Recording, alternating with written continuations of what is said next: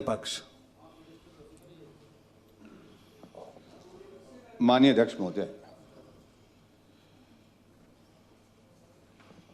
माननीय मुख्यमंत्री ने परसों इस माननीय सदन के अंदर कहा कि हिमकेयर योजना में बहुत बड़ा घोटाला हुआ है। एक बार कहा कि एक मेडिकल कॉलेज का हमने ऑडिट किया, उसमें 100 करोड़ का घोटाला, और उसके बाद आगे बढ़कर के कहा कि 1100 करोड़ रुपए का घोटाला हुआ कुल मिलाकर के। और इस प्रकार से अध्यक्ष महोदय, मुख्यमंत्री जी बोलते हैं जैसे कि समर हिल के चौक पर नुक्कड़ सभा को संबोधित कर रहे हैं। ये सदन है, इस विधानसभा के अंदर तथ्य के आधार पर बोलना चाहिए। झूठ और लज्जा रहित होकर के झूठ बोलते हैं, हर रोज झूठ बोलते हैं, हर बात पर झूठ बोलते हैं, विधानसभा के अंदर, विधानसभा के बाहर। अध्यक्ष महोदय, जो आधिकारिक आंकड़ा है उसके अंतर्गत हमारी भारतीय जनता पार्टी की सरकार के दौरान 441 करोड़ के लगभग जो है हिमकेयर के अंतर्गत खर्च हुआ, और 441 करोड़ रुपए हिमाचल प्रदेश में खर्च हुआ। घोटाला कितना बता रहे हैं? 1100 करोड़ रुपए का। कुछ तो शर्म करो। यानी कि इतने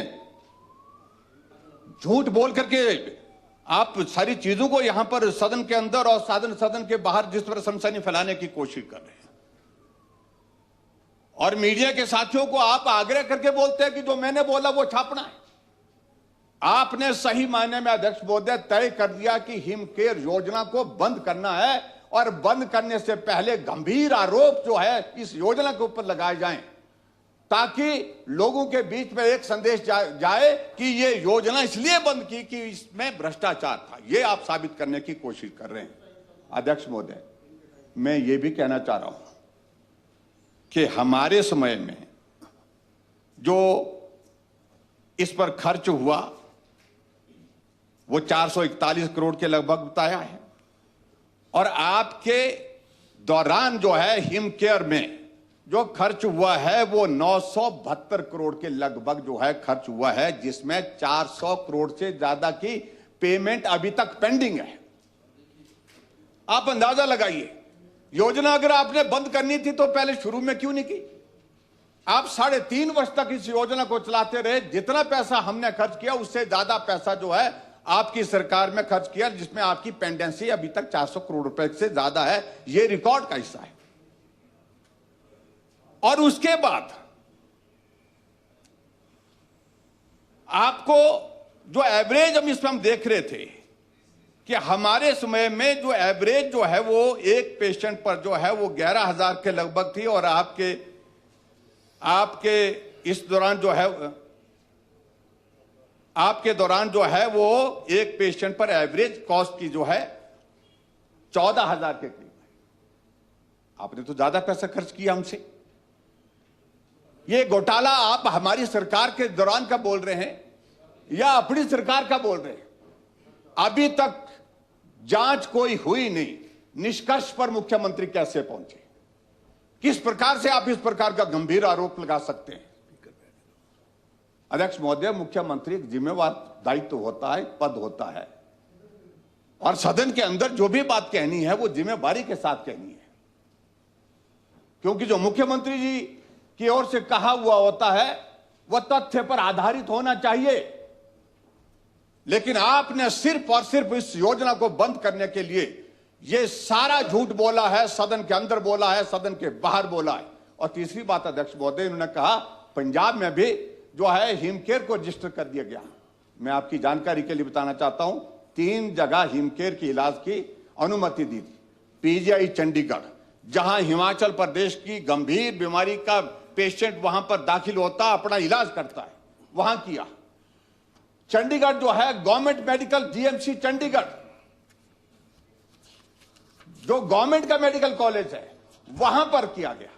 और उसके बाद 2023 में अगर मैं गलत नहीं हूं तो आपने भी एम्स के अंतर्गत जो है आपने भी अनुमति उसकी हिमकेयर की दी है।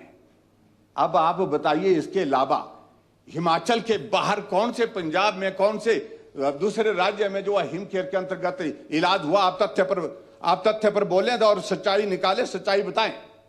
और अध्यक्ष महोदय, मैं आपसे इतना कहना चाह रहा हूं, इसकी जांच हाई कोर्ट के सिटिंग जज के माध्यम से होनी चाहिए।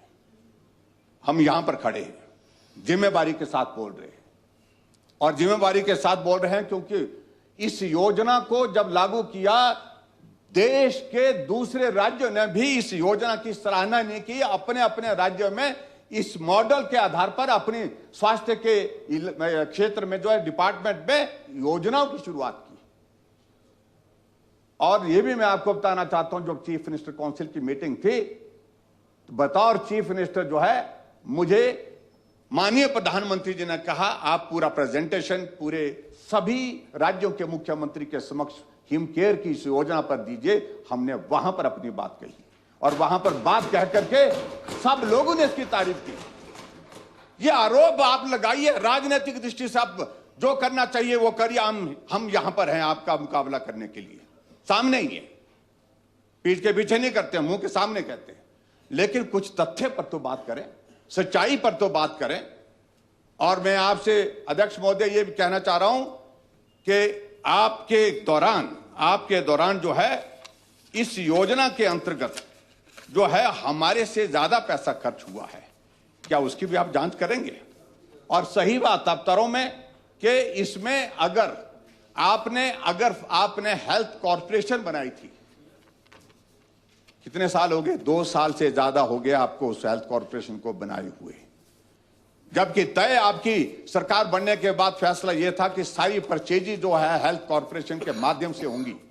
क्या आपने अभी तक जो है हेल्थ कॉर्पोरेशन के माध्यम से परचेजेस की हैं? क्या आपने आदमी तय किए हैं?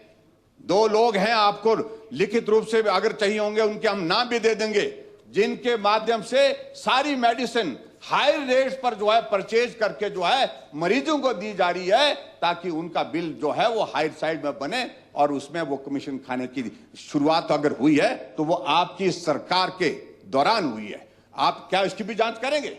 तो इसलिए अध्यक्ष महोदय, जो भी बातें मुख्यमंत्री जी ने कही है ये सारी मनगढ़ंत है। इस योजना को बंद करने का आधार तैयार किया जा रहा है। इस योजना को बंद करने की मंशा पहले दिन से ही हमको लग गई थी, और ऐसे में अब इस योजना को बदनाम करके इस प्रकार की जो आप साजिश कर रहे हैं, मैं इसका कड़े शब्दों में विरोध करता हूं। ये योजना हिमाचल प्रदेश के लोगों की जिंदगी बचाने के लिए है। लगभग 11 लाख लोग जो है इसके अंतर्गत जो है रजिस्टर हुए हैं, जिनका इलाज हिमाचल प्रदेश में हिमकेयर के अंतर्गत हुआ है। और क्या जो आपने जो सारी बातें जो आरोप के रूप में झूठी बोली है, आपको सदन से माफी मांगनी पड़ेगी, प्रदेश की जनता से माफी मांगेंगे क्या? ये मैं अध्यक्ष महोदय माननीय मुख्यमंत्री से चाहता हूं। और मैं दूसरी बात ये भी कह रहा हूं कि आप इसकी जांच कराइए जिस तरह से जांच कराना चाहें, और हम ही कह रहे हैं कि हाई कोर्ट के सिटिंग जज से इसकी जांच कराई जाए। चलिए अध्यक्ष महोदय, धन्यवाद।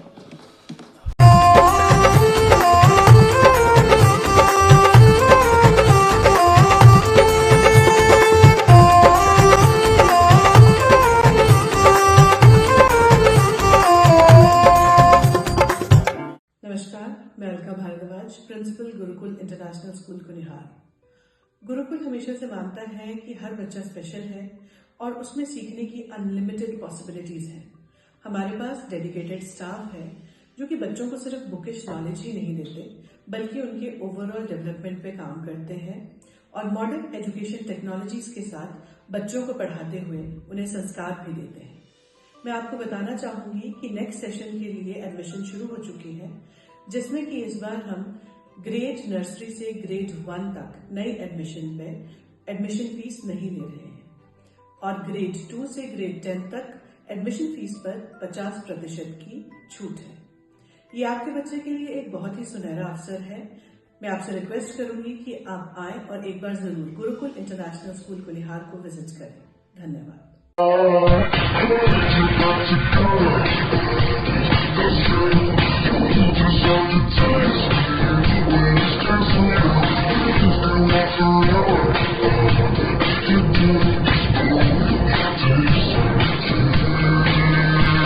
Looking for a school that shapes not just students but future leaders. Welcome to Kasoli International Public School, a world-class residential institution where learning goes beyond classrooms. With a strong academic foundation, an advanced curriculum, and excellence in sports and co-curricular activities, we focus on complete development. Nutritious food, a safe boarding environment, and experienced teachers living on campus ensure constant care, discipline, and guidance. Enroll your child at Kasoli International Public School today. Admissions are now open. Give your child the future they truly deserve. Thank you.